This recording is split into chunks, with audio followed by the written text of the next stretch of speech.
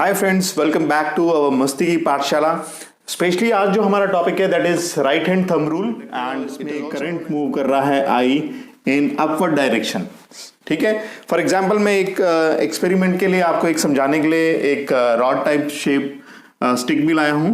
अगर आप देखें तो इसका इस तरह से अगर रिजेंबल्स करें कि ये प्लेन ऑफ पेपर में अगर मैं इसको इस तरह से खड़ा कर देता हूं तो और इसमें करंट फ्लो करता है तो इसके चारों तरफ जो है वो एक मैग्नेटिक फील्ड लाइंस सर्कल के फॉर्म में क्रिएट हो जाएगी ऑटोमेटिक, राइट। तो इस कंडीशन के अकॉर्डिंग आज हम थोड़ा सा समझाना चाहेंगे कि अगर कोई long straight current carrying conductor होगा तो उसमें किस तरह से मैग्नेटिक फील्ड लाइंस जनरेट होती हैं। पहली चीज, उससे पहले मुझे समझाने के लिए राइट हैंड थंब रूल समझाना पड़ेगा। तो राइट हैंड थंब रूल ये कहता है कि आप सबसे पहले उस कंडक्टर को रखिए जिसमें कि करंट फ्लो कर रहा है। हम ये मान रहे हैं जो करंट हमारा फ्लो कर रहा है इस कंडक्टर में, स्पेशली वो कौन सी डायरेक्शन में कर रहा है, अपवर्ड डायरेक्शन में, राइट। मैं एरो लगा देता हूं इस कंडक्टर के ऊपर कि हमारा करंट इस पे फ्लो कर रहा है in upward direction like this, right.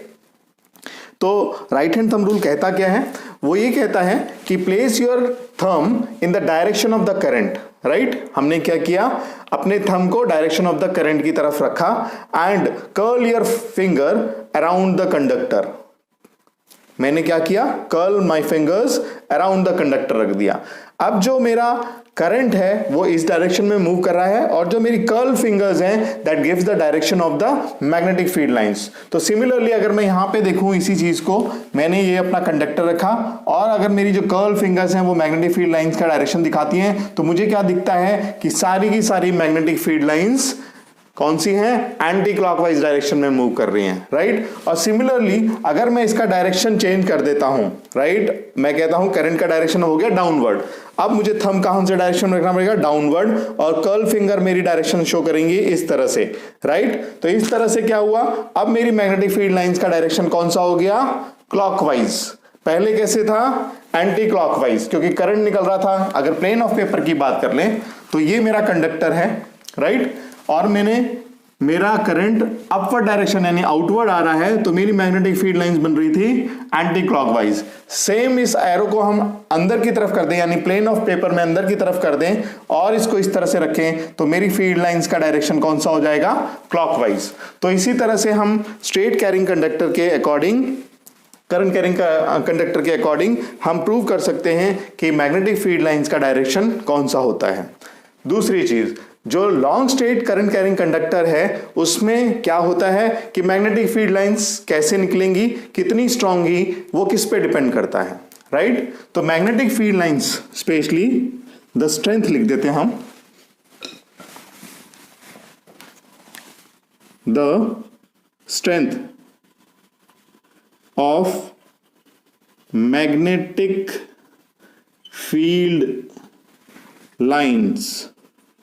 देखिए ये दो चीजों पे डिपेंड करेगा, एक तो आप कितना करंट फ्लो करा रहे हैं उस कंडक्टर से उस पे, so it directly depends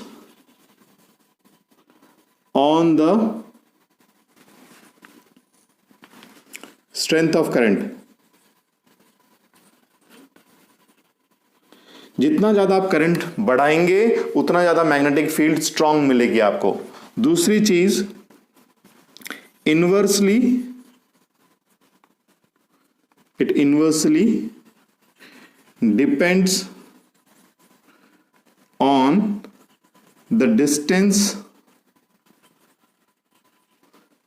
from the conductor. इसका मतलब क्या हुआ, जैसे जैसे आप कंडक्टर से दूर जाते रहेंगे मैग्नेटिक फील्ड लाइन की स्ट्रेंथ कमजोर होती जाएगी और जितना आप पास आएंगे उतनी ज्यादा मैग्नेटिक फील्ड लाइन आपको स्ट्रांग मिलेगी इस एरिया में, राइट। इधर मैग्नेटिक फील्ड लाइंस आपको स्ट्रांग मिलेंगी सेम डायरेक्शन में।